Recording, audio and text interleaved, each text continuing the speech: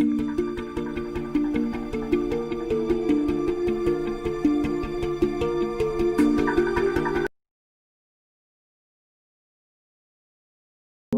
have a relationship with a wild creature, first you have to have a relationship with yourself.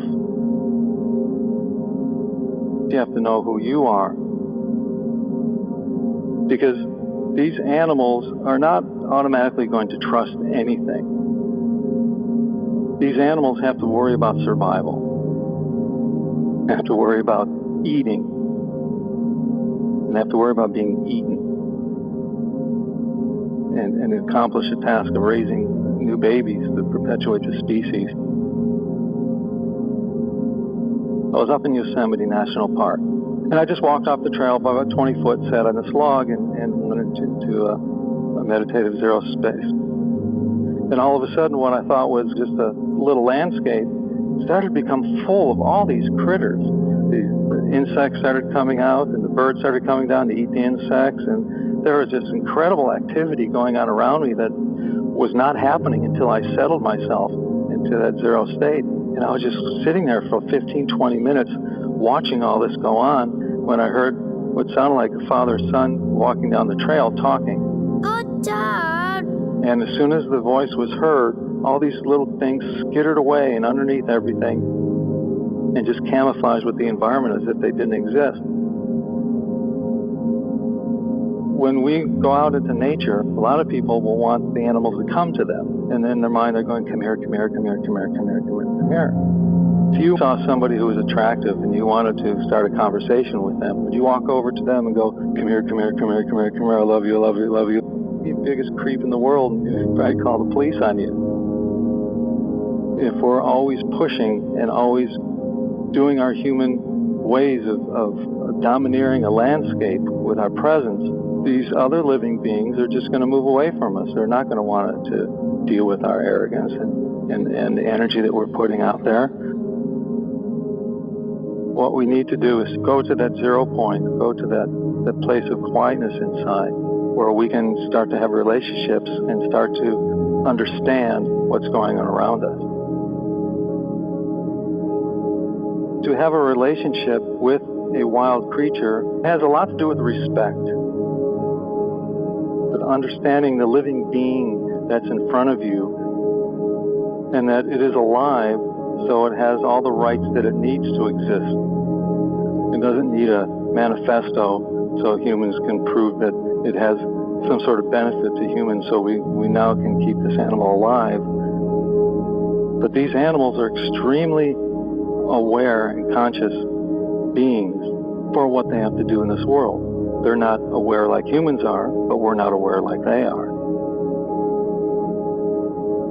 When they look out of their eyes, they don't see what we see.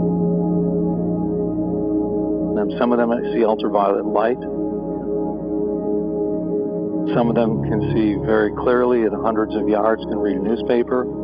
Some of them can't see more than a foot away from their head. Some of them see colors. Some of them don't see colors.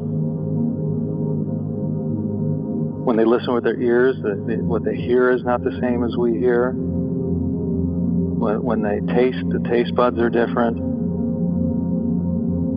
When they smell, some of them can smell hundreds of times better than we can. Some of them can hardly smell at all. They all have their own input of senses and their own sense of being, of who they are and how they react to the world around them. And then we as human beings have the ability to reach out to them, and they have the ability to reach out to us. When the being of that wild animal, the being of that human inside you are yearning to communicate and yearning for a relationship, and it touches, that's the magic.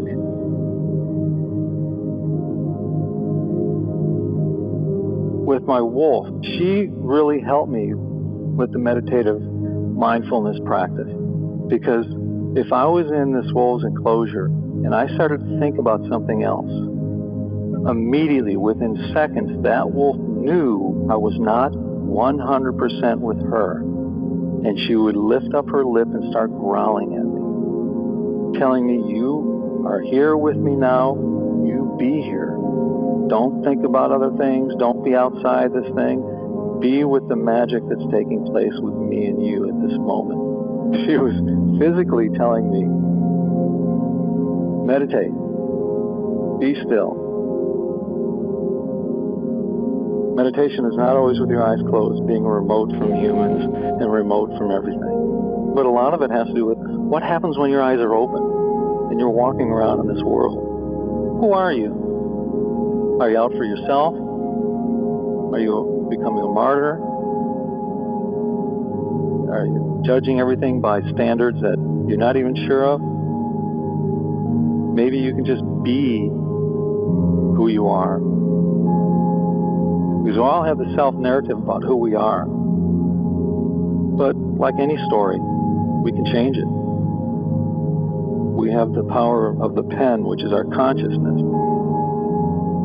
We have the power of rewriting our own story, which is inner work. And it's just as important as outer work.